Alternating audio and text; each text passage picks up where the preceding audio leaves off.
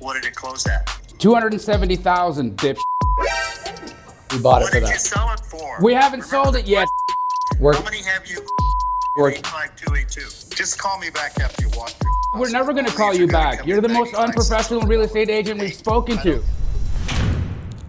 When I was brand new, I always wondered what were the steps with a foreclosure. When I went out and I helped a seller, I stopped the foreclosure, I always wondered what was the steps? What was I gonna do with that house? Well, this video, we're gonna be breaking down all of those steps, and we're gonna be doing it through story format. We just helped a family. We saved a horrible situation from happening to this family, and I wanna go through and tell you exactly how that works. So let's start with step number one. Step number one always starts with us pulling a list. So the list that we pull is we pull a list of foreclosures. We go to a website called Deal Sauce, and we pull a list because I'm always looking for SubTo or seller finance deals. We pull a list that is low equity, or we pull a list that is high equity if I'm looking for seller finance. And we have this list, and then what we do is we teach brand new members of the SubTo community through the No One Left Behind Challenge. So guys, this room is full of 75 brand new real estate investors. They've never set appointments before, they've never done a deal before, but they came to my office to get their first SubTo deal, their first cash deal. We've been doing this for the last couple of months. I've helped over 500 people in the last couple of months get their first deal, second deal, third deal, etc. It's called the No One Left Behind Challenge, and I want you to come into the office with me. If you're one of those people like me, that like YouTube can only get you so far, books can only get you so far, you really need like in-person teaching. Come into our upcoming No One Left Behind Challenge. We have a webinar. We're gonna show you guys how you can join a team just like this. Get your first deal, get over that hump. Click the link down below in the description on this video. Come in my office, let's get our first deal together. We teach them how to set appointments for people like me, right? So what they do is they're calling real estate agents off of this list, and these real estate agents end up getting an appointment set with us. So what you're gonna see today is some pretty interesting stuff. You're gonna see a couple of calls with real estate agents. And the first call that you're gonna see is actually with Tim Yu, one of the leaders in SubTo, makes a call. It gets pretty hairy, like pretty intense. And if I was brand new and I didn't know what to expect in this process, it would actually deter me from getting into the business. I would look at this and go, oh my gosh, that's what this business could look like. And I don't want to lie to you, and I don't want to be one of those YouTubers that just says everything about real estate is hunky-dory. I want you to see the real stuff. Good year. This is Hey, what's going on? It's Tim. Tim who? Tim Yu. No, I'm serious. That's my last name. Okay, what can I help you with? Yeah, we had an appointment. I was calling you about the listing on. Yes. Okay, cool. So I'm only going to take a couple minutes of your time. I'm actually a fix and flipper, and I'm looking for a different You opportunity. said we had an appointment. Yeah. When did you see the house? I didn't go see it. I had someone reach out to you. I don't talk to investors until they see houses.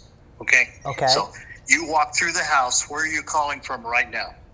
Actually, I'm in Tempe, Arizona right now, but I have a New York area code. We think a full price offer coming in. If you're an investor, you're going to come in about $425. But I don't talk to anybody about a house until they see the house. Do you have a super box, or do I need to bring a realtor to represent me?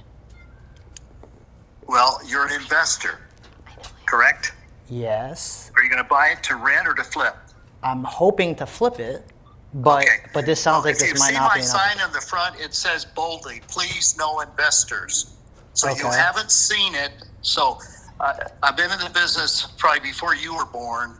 I've sold 1,400 homes in the area, and we do not show homes or discuss homes or even share offers until the person has seen the house. Can I ask? It's vacant. If you want to walk around it, you can do that. But Can I we're ask one expecting, question? We've dropped it $50,000. That's why we're expecting a full price offer today or tomorrow. Okay. Can I ask one more question, sir? Yes. How long have you been a realtor? 35 years. Dang, you just did in get Tempe me. alone, I've sold 750 homes. Okay. Just in Tempe. You did get me because I'm 32, so you did outget me on that one. Okay. No, I appreciate it. But So also, I've been screwed so many times by investors that come in full price, and the 10th day of the inspection, we didn't realize the roof was so poor or something, so we're going to come down at $25,000. And also, I represent a lot of 70, 80, and 90-year-olds, and the average investor comes in 70-some cents on the dollar and leaves over $100,000 from that widow's family or whatever. So that's why you don't have a good reputation. Because you call about houses and you haven't even seen the house. Well, I'll tell you right now, Mr. I totally get where you're coming from, and not every real estate investor is a wholesaler. Because I'm assuming that you're thinking that I'm a wholesaler. Well, okay, just one other question. In the last 90 days, how many homes have you closed in 85282? Last 90 days, how many homes have you closed in 85282? My partner pays. How many homes have you Three. closed in Three. 85282? 3. I'll give you Three. the addresses. We'll give you the addresses Okay, right now. what's the address of the last one? I'm sitting right next to my transaction coordinator. We'll text him to you. What's the address of the last one that closed in Tempe? Here's 85282. Doug. We do about, I don't know, probably 300 deals a year. We have a transaction coordination team. We own Well, a. I'm just asking you about the Hold on. last one. You want me to answer the question, or you want to talk That's over me? it. Go ahead. I have a team that handles all of our transactions. I will text them. I will have them text you the addresses. So you don't even know. We You're calling closed a on house 1917. you- Okay, here we go. I got it. 1970. What did it close at? 270,000, dip. I'm sorry. 270,000. Is what the close on was? So townhome or a patio? It's a house. It's a house. And you sold it for that much? We bought it for that. We bought it What for did you that. sell it for? We haven't Remember sold the it yet. We're, How many have you? we're, 85282. we bought it for 270. We are. What did you? It's almost What done. did you sell it for? We're not selling it. We're refinancing and keeping it. Okay.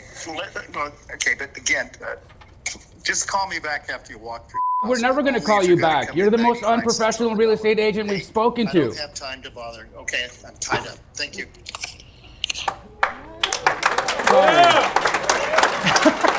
Oh my gosh. This guy lit a fire underneath Jamil, and it did not end pretty. Now, we ended up jumping on another call because that's what you do in this business. When people are in foreclosure, you don't stop. You have to know the equation is that after every single call, you have to assume that the next person in line is somebody who is in a desperate and a horrible situation. So we ended up jumping on another call. We ended up calling a gentleman named. It was not as bad as Doug, but says flat out, I would never do business with real estate investors. I avoid that side of the business like a plague.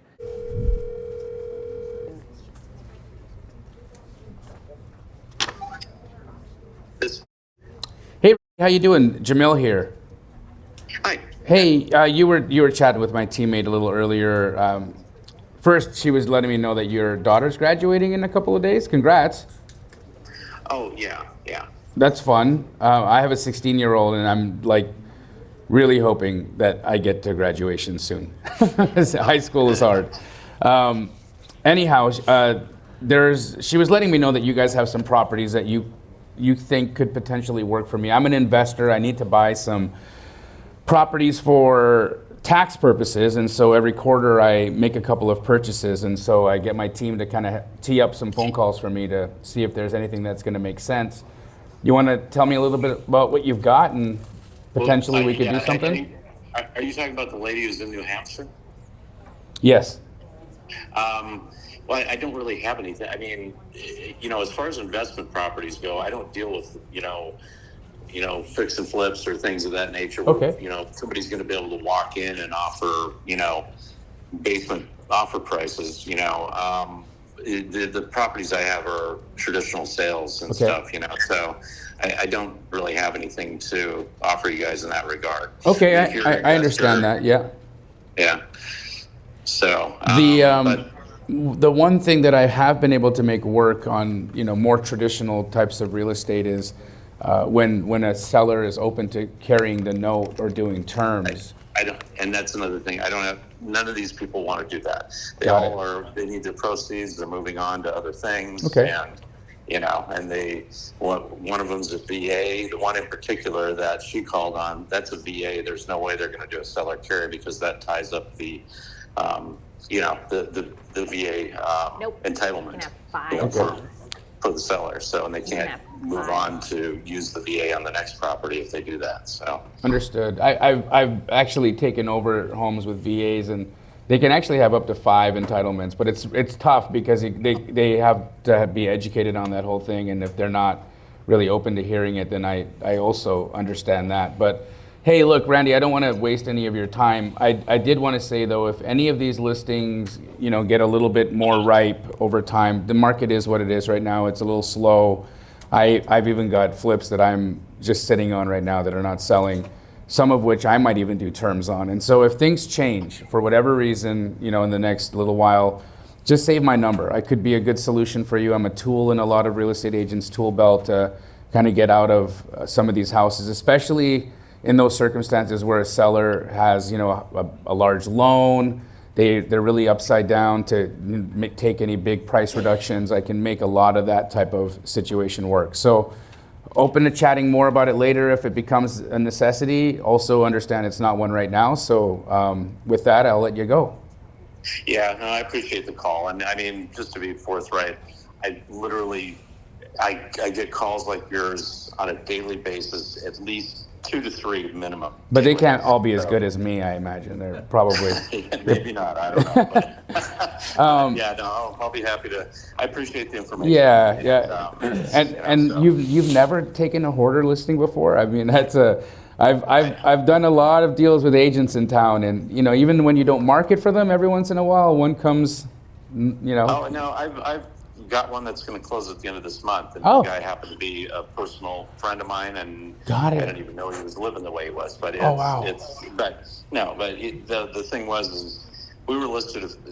Long story short, listed at 425 for close to a year, and all I got was, frankly, BS offers from investors that was like, oh, we'll give you 290, we'll give you 325. Well, the house, if it was fixed up, was worth easily 525 to 550 potentially. That might be and it's like, I understand doing it to make money. I get it, but at the same time, it's like, and here I ended up getting it under contract for full price. Oh, wow. Okay. Congratulations. That's great. Yeah. Well, it appraised in its current condition at 438. We were listed at 425. So, very good. It's just, I don't take them. I don't know how to say this nicely, but it's because I don't want to deal with that side of the business. I'd rather deal with traditional sellers because it's just, the calls that come in on those things are frankly get to be obnoxious, and it's just one after another of people, in a lot of cases, people doing bait and switch. They say, oh yeah, well, we'll offer you 390. Okay, well, a person might accept that if they're listed at 425, and then they go through. I've had people do a 15-minute home inspection when they've already been in it once. Mm-hmm. And 15 minutes later, they come back and say, we want to revise the price down by $40,000. It's kind of like, it's almost, excuse my French, but it's kind of like with those people, it's like, you. Yeah. You can tie us up, pull us off market, and say that you're going to stick to your guns, and I get it. There might be some room for some changing and some editing of the deal, if you will. And they come in and, just pull that bullshit. And it's like, it is extremely frustrating. It just creates more headaches than I get it. And then also it can degrade the relationship you have with your seller because you're advising, or maybe you're saying, hey, let's give this guy a shot, and then it turns into a bait and switch and everybody's upset. You got days on market that are starting to notch up. I completely understand and empathize with the frustration. I would say what it sounds like you've experienced a lot is just really inexperienced investors who don't know what they're doing. Yeah. I've been doing this. I didn't just start doing real estate. I've been doing it for a number of years now, and there's always something new to learn. You always see something new. Me too. I'm learning every day. But no, trust me. I saw a Facebook post the other day, and this lady, I know her personally. She buys houses, makes some Airbnbs, and also does some flips. Okay. She's a nice lady, whatever, but she does what she wants to do. But she puts out a post on Facebook and said, let me explain why most real estate agents do not want to deal with investors. And it took everything I could to not just just be so ridiculously blatant. I didn't even respond to it. I didn't even put a comment in the post. But I mean, and I, you know, I know this doesn't sound nice because I know you are an investor, but it's just, and I get it. You guys are out to make money, but yeah, it's just something I just don't want to. I do not deal with investors. I don't want to. I have had a couple in the past. There's one lady that I have looked for periodically, and I found ones, put together comps, found ones that were actually really good deals, off market, and you know, tons of room for, you know, for fix up, profit, whatnot, and they pull out or come back and say, oh no, we need to get it for 50,000 less. It's like, the you guys want? This is not the, you know, the DIY network where, you know, you see these people making $400,000 on every single property they flip, and you know, it's nice if that can happen, but that's not realistic, you know, and it's just, you know, and I got frustrated with her, and she's texted me last week. She's like, you know, you haven't heard from me, and I'm like, yeah, you haven't heard from me because everything I send to you, you know, it's not good enough, and it's like. So I just, she sounds like my wife. It takes a lot of time, you know, to go out and research and find these places, and then for somebody to, you know, just, you know, brush it under the rug like it's, you know, it's no good. It's like, okay, you know, I got better things I can do with my time. I totally get it. Well,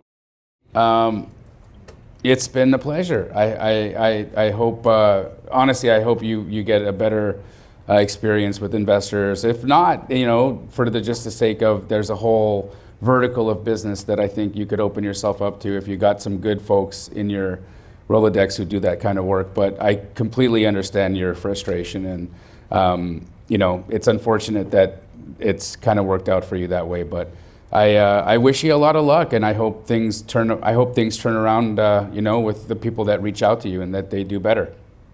Yeah, no, I appreciate it. Good luck to you too. Okay, take care, bud. You too. Bye-bye. Bye.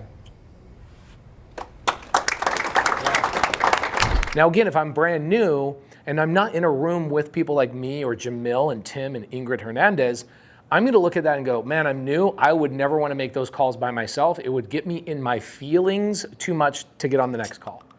But one of the most important things here is I get up right after these calls and I say, hey guys, everybody in the room, you need to understand that there's probably a family on the other call. Like probably in the next couple of days as we make calls, they're on a call. There's going to be a real estate agent that literally says, you are the answer to my client's prayers.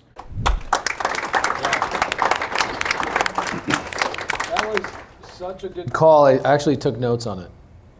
Like you did great. You always do great. Have you heard the story about the lifeguard? Okay, so real quick. You're a lifeguard. You're standing in the sand. You're looking out, seeing if there's a problem. And then somebody says, oh my gosh, there's 2 people out there drowning. You get your binoculars. Bye. How do you say it? Binoculars? I don't know. Yeah, I thought so. Binoculars? They're special kind of binoculars. You get your binoculars, you look out, and you see there are 2 people drowning. One person is doing their best to swim towards you, even though they're not a great swimmer, but they're swimming towards you. And the other person is swimming against you. They're swimming further with the tide. There's no other lifeguards around. You have no other resources, it's just you. What the heck? Which one do you save first?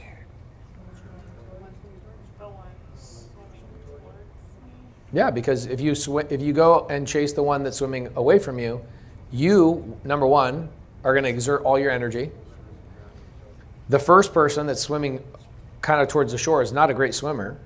They're drowning. They're just kind of going towards you a little bit. They're going to drown, so that's a guaranteed death. The other person, when you swim out there, they're struggling against the other way, so you're going to be fighting you. They're going to die, and you're going to die. But if you went to the person that was swimming towards you faster, and they're actually coming towards you, they're like, yeah, I want to learn this thing, or I want to do this thing, or yeah, I'm open to these conversations, or whatever. You can then bring them on shore and say, go get help. I'm going to start swimming towards this other person. That's how that equation works. So what happens is it's kind of the same thing with what Bobby Castro was talking about yesterday with family members. It's like people will spend all their time convincing their family members or their friends or their whatever that what I'm doing is the right thing. Well, you're speaking a different language to them, right? We are entrepreneurial. We are bilingual. Bilingual. Bilingual. Yeah. We're bilingual. And so I don't waste my time talking to my family members about my investments and my things because they don't speak my language, right? That guy, super nice guy, he warmed up to you, freaking awesome end of a call. It's just a really good way to realize this is not a guy that I want to put in my long-term pipeline, right? Because again, we talked about this yesterday. You only need like 5 really good agents that send you 2 deals a year to make a couple $100,000 a year. 5, right? That is not one of them. So if you take your time to try and chase him down or invite him to a meetup or do this, that, and the other, you're going to miss out on the next 4 calls. And one person in there's like, oh my gosh, I have this thing I don't know what to do with. And you'll hear one of these calls that we'll have between now and Thursday. There's going to be an agent on one of these calls that goes, oh my gosh, please help me with this situation. It's going to happen. Yeah. And you're going to go, wow. It happens every single month. We have 20, let's say 30 calls that we'll make this week, something like that. There will be at least 1 to 3 calls that the agent is like, I need you. Like, please send the contract. This will you will solve my client's problem. Do you have one? This is will solve the problem because your 530 is a duplicate, no chance. Oh, it is? Okay. It's Oh. Neil. You already bought it. Who? Your 530 was a duplicate. Oh, okay. The one you're buying together. I know you Oh. want more information on this. Should I call my 515? No. I want to call mine. Is this 408 or 480? So let's just keep calling. And I'm not exaggerating. I'm not joking. You'll see it in the footage. The next call that I make, the real estate agent, her name is Gina. She tells a horrible story, and I want you guys to hear this story. She tells the story that her husband was hit by a semi-truck, lost 3 limbs, and his ability to work, his ability to afford the payments, and their family house with 5 people living in the house is going into foreclosure. Gina says they have no equity. Okay, what does that mean for us? We know that when I'm talking to this real estate agent, I know it is a SubTo deal because going back here, we pulled a very specific list that would give us SubTo deals. SubTo deals are not things I run into. SubTo deals are things I plan on. I pulled a list of foreclosure. I found people with low equity and good interest rates, and then we made calls. So I know that there's somebody in those calls. I know there's somebody in those calls that needs our help. And so this call will highlight that and show that to you. Well, try both. Hello, this is Gina. Hey Gina, this is Pace. How you doing? I'm good. How are you? I'm really good. You got a situation on Alice Ave maybe I could help out with on the foreclosure situation? Sure. I mean, I'm always willing to listen. You guys what's going on? Let me see the notes. The person that set the appointment for me to call you is like a doctor. They like wrote it down in a way I can't even understand it. They got 30,000 in arrears, $38,000 solar lien. Are they behind on the solar lien payments too, or no? Not that I know of. Got it. Okay. Any like HOA arrears or anything like that? No. Okay. Yeah, just the mortgage. And how are you guys close to getting an offer on the house? I mean, we're getting some activity, but no, nothing. Why do you anyone that was. As an investor myself that focuses on foreclosures, why would you think nobody's bought this one yet? Well, I mean, I know I priced it a little higher than it needed to be, but that's because I'm trying to get her out without, Writing a check. having the short sale, because she has no money to do that. So Okay. I'm trying to help her break even at least just to save her credit at the very least. Okay, and I imagine you've had people offer you guys creative finance offers. Oh yeah, I've been getting a ton of them in my email. Yeah, like None of them really work. tell me why that is. How can I They're get? just too low because they don't pay off. They just don't pay off the mortgage. Okay, So, what if I just took over the mortgage? I mean, that's something I can discuss with her. Okay, so like in her situation, I can't read it, but it says something about the husband was hit. Yeah, he was hit by a semi on the freeway. Ooh. Like freak accident, just. horrible. Yeah. Is he still alive? Yes, miraculously. My word. But yeah, I mean, he's lost 3 limbs, and we'll probably have a very long, tough road ahead of him on recovery. So So- I imagine she's not a breadwinner. She doesn't go out and make money. Well, she works. She was a nurse, and he was a firefighter. Okay. So they used to each work 3 to 4 days, and kind of that helped with. They would work opposite days so that they could take care of their kids. She has 3 children that are under 4. So that was their schedule. But, now she's the only one working, and she had to go on the family medical leave because she has nobody to watch her children. Wow. Because daycare wasn't something they had set up. Okay. Well, I think maybe it's a conversation we could open up, but here's what I do. I've been doing foreclosure stuff for about 12 years. And I'd say 80% of the transactions I do, I get the agent's commission paid. I know you're probably not even super worried about that at all. I get that. But Yeah, I mean, that's not at the forefront of this Of course. particular situation. Yeah, I'm Of just course. trying to help her as much as I can. But here's what's cool is I do, as you can imagine, dealing with foreclosures, I deal with similar situations, nothing this bad. Yeah. Somebody losing 3 limbs, that's a first for me. But the situation we usually do is we'll get the agent paid on their commissions. We come in, catch up the arrears. Okay. We take over payments, and then I turn it into an investment. Okay. And the way it helps me is it helps me avoid going through banks and getting a loan, and I can move a lot faster. Okay. And so the benefit to me of paying a higher price is that I'm getting the payments that I could take over. If I was able to come in, they don't have to write a check. In fact, we could put some money in our pocket, I imagine. Where are they going to go? Where are they going to live? What's going on there? That's the other thing. She's trying to figure out if she's going to stay here in Arizona or go to Washington where her family is. So that's kind of where she's not sure. She has to be able to work and be able to afford daycare for her 3 children if she stays here. Yeah. So her budget would be limited as far as a rental property. What does So she she's do looking at, for a like, living? $2,000 a month. She's a nurse. Okay, and she's still a nurse. Okay, got it. Yes, she's still a nurse. Yeah. She's She's just on leave right now because of the situation.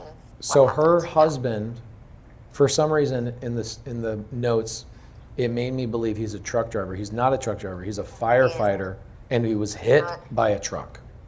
He was a firefighter, yes, but I don't know when he stopped working, and that's why she had no idea that he wasn't paying their mortgage and wasn't working.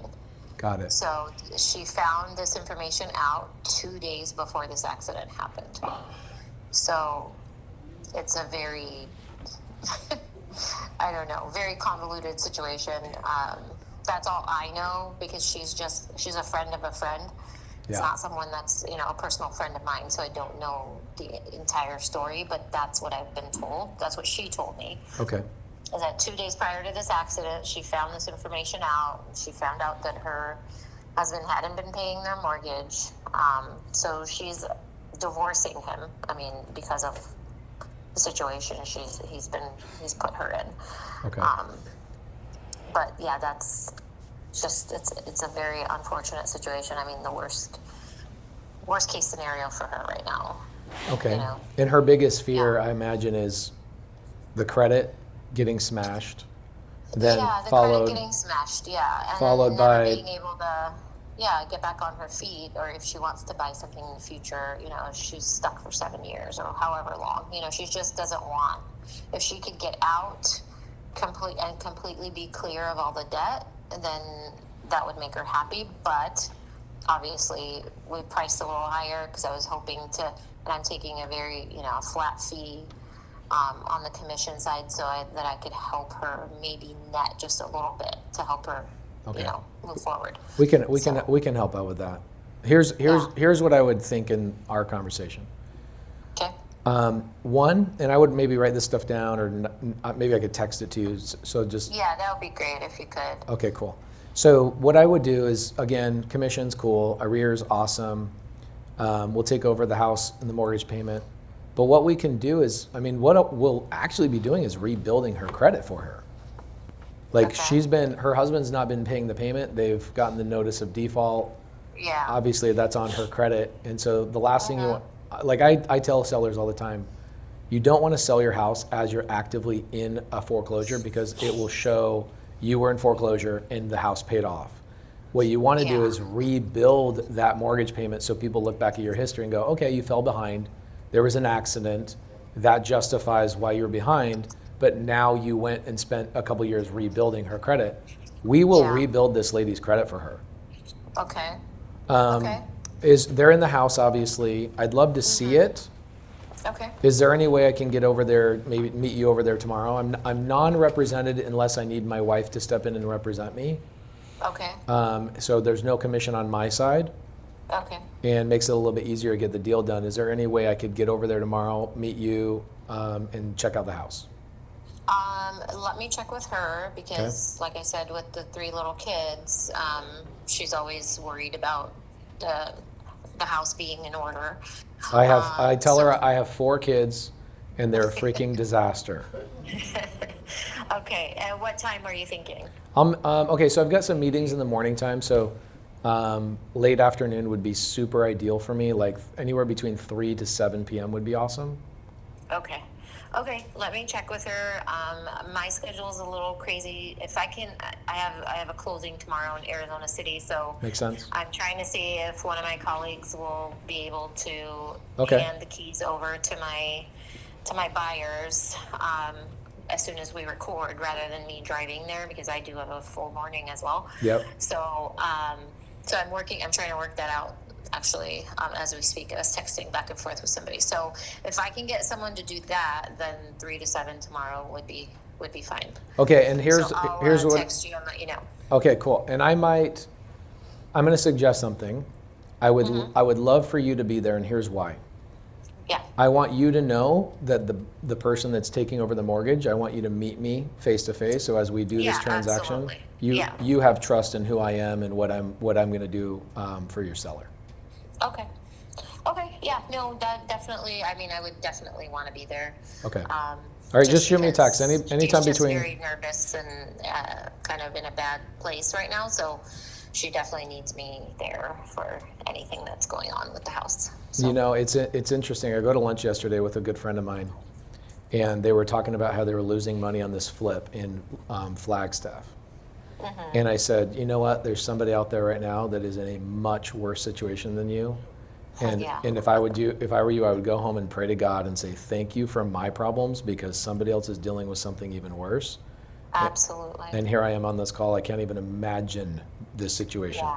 Yeah. It's just I can't even. I mean, I've dealt with the emotions of it, and like I said, she's just a friend of a friend, but I want to do everything I can to just help her because of those little kids, you know, like there's kids involved. And yeah. Well, Gina, I appreciate you so much. And thank you. Hopefully we can get the deal done. I'd love to do, 2 to 3 deals a year with you and build a relationship with you long term. I appreciate you so much. Thank you.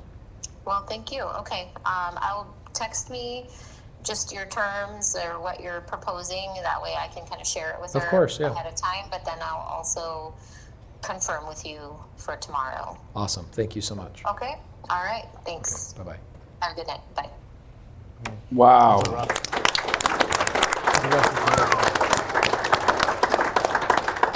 So think about that. For every minute you waste on trying to drag people around or on a call or being like, let's say you have a bad call. What was the first, right? Like, could have made you feel a certain way. And why are we so good at getting on the next call? Because we've all of us have had that call that I just had right there a dozen times. And all of us have stood there handing a check to a lady that's losing something or some bad situation's happening. And we have seen the result of getting on the next call, right? And not wallowing in, oh my gosh, somebody made me feel a certain way, right? So the situation is her husband, horrible, mom of 3 kids under 4, finds out your husband quit his job as a firefighter. She had no idea, and he gets hit on the road by a semi-truck driver. I'm just gonna say something. It's a possibility that's on purpose. I was thinking that too. Actually, firefighters had a very high suicide rate. Really? Drinking Yeah. or something going on, right? And so when we talk about bunnies, Yeah, are there bunnies in this situation? tons of them. Right? So what would we do with a house like this? Well, what we would do with a house like this is a nice house. It's a 2-story, gorgeous little new build. It's less than a couple years old. What part of town? It's in Waddell. It's west side. Okay. Oh, Waddell and Surprise are popping. Yeah. So it's right by, I don't know. Is it by TSMC? It's, yes. Okay, you probably have a co-living in your hands. So you for- could do for that co-living with the property, or you could do a wrap, or you could do a Yeah. lease option. You could do something like that. But do we understand what we do this business for? Yes, so the workers there. And the agent is sitting there going, "What? That's the weirdest thing." That I'm like, there's some agent waiting for us to call, and you hand me this. You called it, and then she's like, I got it right here. That's Yeah. so crazy. God works in mysterious ways, y'all. I'm just saying. You're like, you're gonna see this sometime in the next 3 days. Tell my friend, also my friend that's lost money on a flip. Tell her that we're grateful for our problems. Oh yeah. I also we have a problem on a multifamily deal. I raised money for somebody else's deal. Like it was somebody else's deal, and I did them a favor and raised money. And now I'm writing a check to my investors that wrote checks into this lady's deal. Oh, really? Oh yeah, That one? you know who I'm talking about. But you know what? I ain't got this problem. And you know what? Even better, I can solve this problem. Yeah.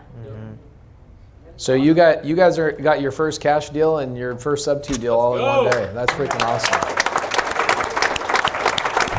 So after this call, what is my goal? My goal is absolutely right here. I want to make sure I meet at the house.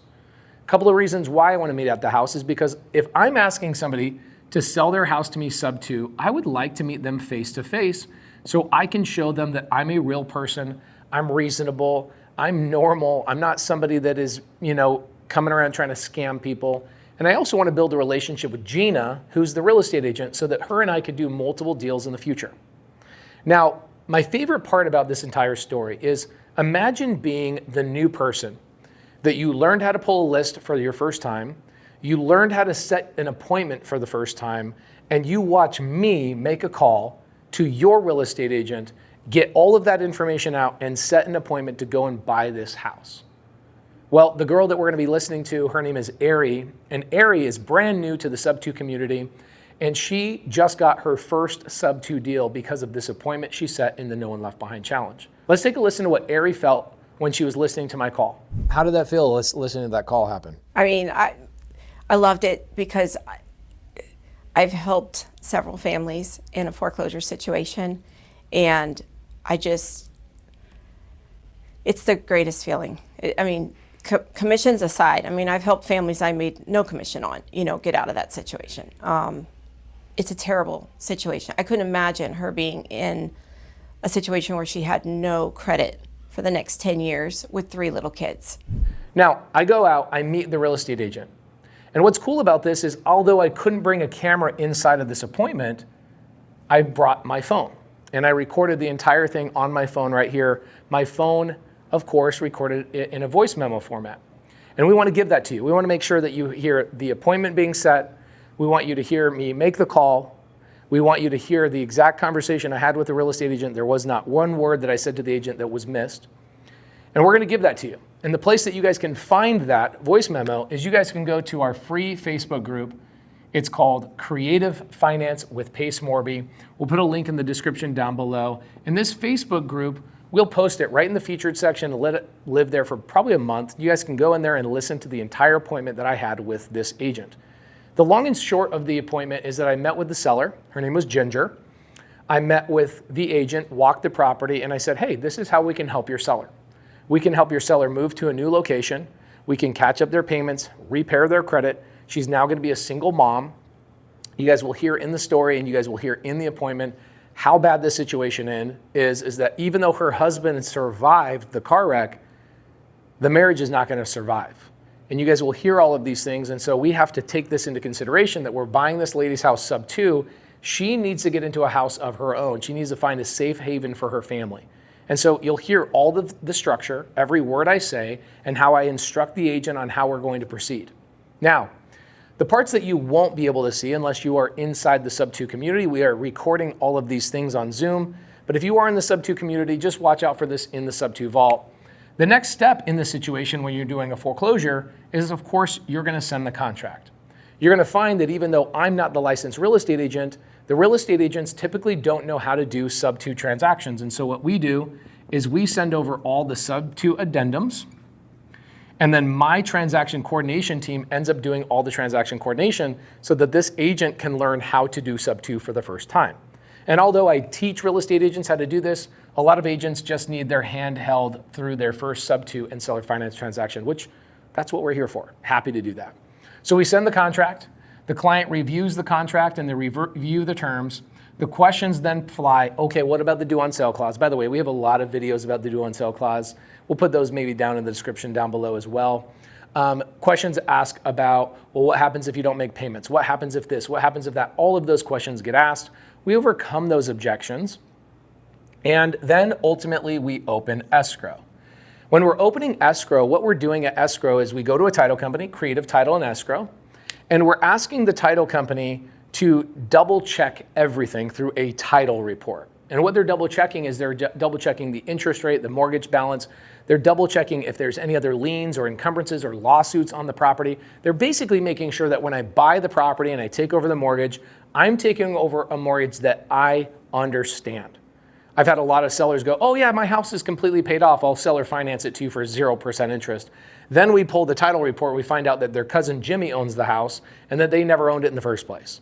The title report protects you from all of those things, and the title company comes back and goes, hey, Pace, everything on this property in the West Valley with Gina and Ginger, the seller, everything's exactly as they described. Here's the report. You guys are good to proceed forward. Well, here's what ends up happening. In the title report, we find out exactly how far the seller is behind. And what we end up doing is called catching up the arrears. And we get the mortgage back in a good and healthy status, where now the seller's credit is no longer getting hurt, it's actually getting fixed, and we start making payments on time. So this is where we catch up the arrears, okay? We wire money to title, title ends up catching up the arrears. Once that's all said and done, at the final closing, this is where the seller will get a little chunk of money, the real estate agent will get paid, and the transaction is finalized. This is where I end up owning the property. Now, what's sad about this situation is that in this situation, the seller is not going to be staying in the property. The seller needs to move from the property because they can't afford the $2,900 or I think it's $2,800 monthly payment. They have to find a place that they can afford, right? This is now going to be a single mom with 3 kids under the age of 4. That's going to be a pretty big challenge. So we're going to be not only helping her get some cash, but we're going to be helping her find a place to live. Now, what I promised, and you guys will go back to the voice memo, go to the free Facebook group to go get this voice memo. In the voice memo, you'll hear that I promised the seller and the real estate agent that I'll let them live in this house for free. Now, if I'm brand new, I would ask the question, like, how can you afford to do that, Pace? I thought you do everything with no money out of pocket. And you're right, I do. I bring in a private money lender that funds the arrears. They catch up the arrears. They pay for the title and the escrow. They pay for the agent getting paid. They pay for the seller getting paid. They pay for even the newbie, Ari, who set the appointment. She's going to get paid on this transaction, and everybody that was on my team in the No One Left Behind challenge, they will get paid on this transaction too. Where does that money come from? That ends up coming from a private money lender, otherwise known as a gator, somebody I train on how to do these private money lending situations. So I will turn this into a property that everybody gets paid, and I will turn around and fill up the house. Okay, where I'll make my money is long term. I'll end up getting a tenant in the property. I'll end up cash flowing on the house. I will own an asset, get tax benefits, and all of those types of things. And ultimately, this is what it looks like when you save a seller from foreclosure. Now, long term on the SubTo deal, what's beautiful about Ginger and how we've helped her is that right now her credit is damaged, right? Somebody stopped making the payments. Her husband stopped making the payments, and you'll hear the whole story in the voice memo. Again, go download it. It's worth the listen. Seller stops making the payments. Her credit is smashed. She can't go out and find a home to live in unless she's renting right now. In fact, a renter right now that's in foreclosure, you go out and try and rent a house while you're in active foreclosure. How many landlords are going to be okay with you being in active foreclosure and renting a house from them? Not a lot. And so one of the things that we do long term is we help these sellers as we go and make money on their house. We help these sellers get into safe situations, help them get into rentals. And what I also told Ginger is that because I do creative finance so much, I have a lot of houses that are for sale that I could get her into in 6, 9, or 12 months, and I could be her bank. And I wouldn't care about her foreclosure, especially since I understood the situation. And I don't care what's really going on in her credit because I understand her situation and I can sell her finance her a house that she can afford. And you'll hear in the voice memo when I talk to her, again, it's in the free Facebook group, you'll hear in the voice memo, I asked her, well, what do you think you could afford? And she says, $2,000 a month. I go, no problem. I can find you a house for $2,000 a month. The beautiful thing about creative finance is not only can I help stop a foreclosure, I can help a family that's in a really, really bad situation. I can help rebuild the seller's credit. I can make money in the process, and then I can turn around and help that seller get into a house later down the road, 6 months, 9 months later, without a bank, without a credit check, etc. I'm helping the seller, I'm helping myself, my private money lender's making money. And I think the two people that benefit the most are the newbies that watch this process in person in the No One Left Behind Challenge. You can always join my team. I think the biggest benefit was definitely Ari watching this happen. And the second biggest benefit is having a seller say to you, thank you so much for not giving up. In fact, I told the seller and the agent in the end of the appointment, I said, hey, I just want to thank you, real estate agent. I did this in front of the seller, and you'll hear this in the voice memo. I said, hey, agent, right before we talked to you, we had a horrible call with a gentleman named Doug and another gentleman named Bill. And I told the whole group of new people that we should never give up because there's always somebody else waiting for us to solve their problem. And you picked up the phone and you were so amazing. And here we are helping solve this problem and everybody's walking away benefited. Thank you so much for picking up the phone. And the agent's like, thank you so much for understanding creative finance because without SubTo, my seller literally has no options.